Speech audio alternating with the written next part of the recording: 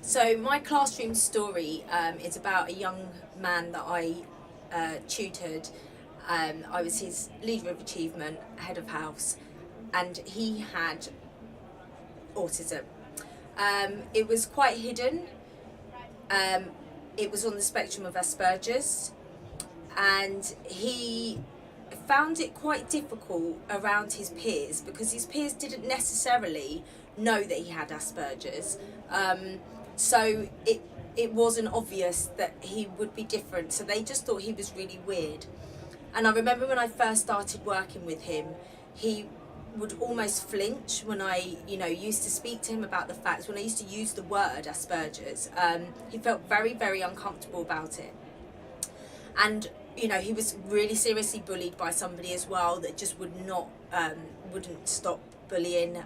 He was desperate to be liked by his peers and fit in, and he'd do things like go up to a group of people and just sort of stand around and try and just start talking to them, because he'd see that's what they were doing, so he'd try and mimic that, but obviously without maybe the social skills needed to do that. So the students just used to think, why is he just standing there, why are you being weird?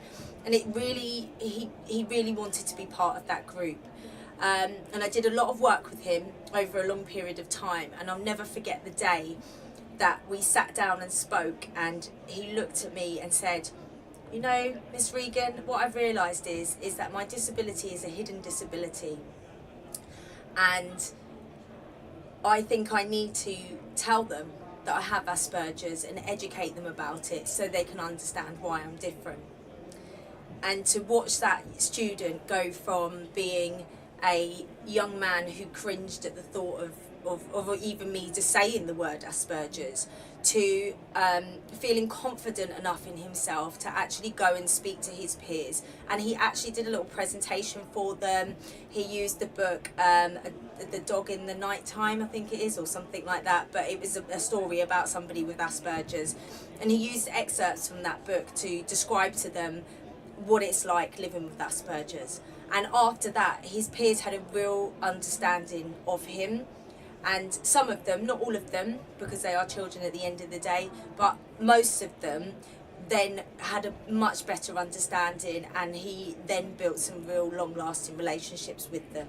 So for me, that was the most special time, to be working with that young student to, over time, build up his confidence that it's absolutely fine to be who you are, to the point where he felt open and confident enough to speak to his peers about his differences and about his hidden disability.